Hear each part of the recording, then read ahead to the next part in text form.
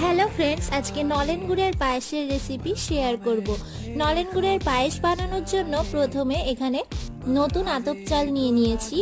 চালটা ধুয়ে নিয়েছি। তারপরে এর মধ্যে দিয়ে দিলাম ঘি দিয়ে চালটা একটু মাখিয়ে নেব।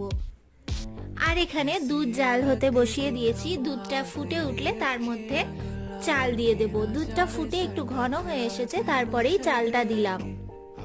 এখন চালটা সিদ্ধ হয়ে আসা পর্যন্ত হতে দিতে হবে, মাঝে মধ্যে একটু নেড়ে চেড়ে দিতে হবে। এখন চাল সেদ্ধ হয়ে এসেছে, এবার এর মধ্যে দিয়ে দিচ্ছি চিনি দিয়ে আরো কিছুক্ষণ নাড়াচাড়া করে নেব। তারপরে এখন হয়ে এসেছে, এবার দিয়ে দিলাম খোয়া ক্ষীরটা দিয়ে ভালো করে মিশিয়ে নিলাম। তারপরে ইন্ডাকশনটা বন্ধ করে তার মধ্যে দিয়ে দিলাম খেজুরের গুড় দিয়ে মিশিয়ে নামিয়ে নিলেই রেডি নলেন গুড়ের পায়েস।